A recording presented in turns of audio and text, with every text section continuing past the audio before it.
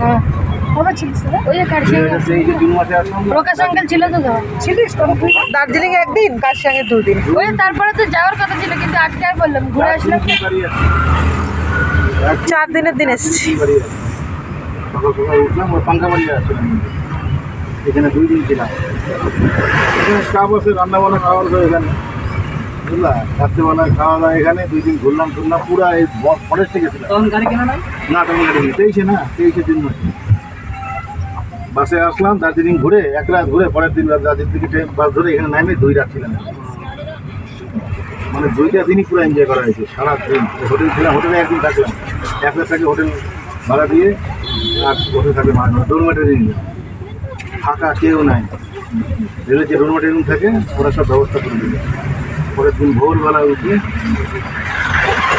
আর 9টার মধ্যে ঢুকে গেছি 9টার মধ্যে 8টার মধ্যে আমাদের ব্যারাকের পিছনে রাস্তা দিয়ে পাঙ্কা বাড়ি রাস্তা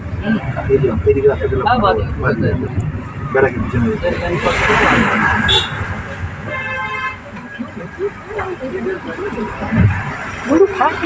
খাবো কখন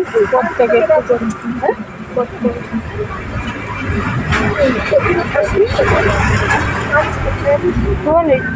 এখানে বসে কোথায় নাস্তা করবি বল সেই হিসেবে দাঁড়ানো যাবে খাইনি আমি কচুরি খাই কি খাবার খাই ওই তো আছে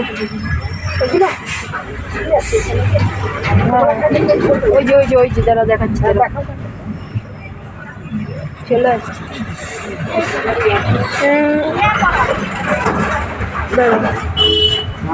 অনেকবার আছে এই যে আসলে মাসে মহিলা সময় থাকলাম এক রাত থাকলাম সকালবেলা গেলাম अरे हाथ मारो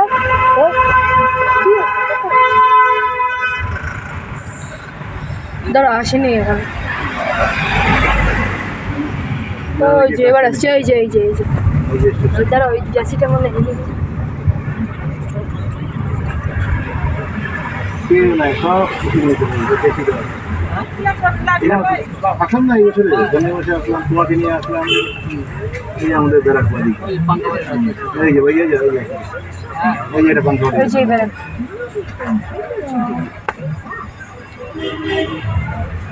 এই যে হোটেলটা ছিলাম মনে আছে এই যে হোটেলটা ছিলাম হ্যাঁ রাত্রিবেলা ওই হোটেলে এখানে ওইটা ঠান্ডা করে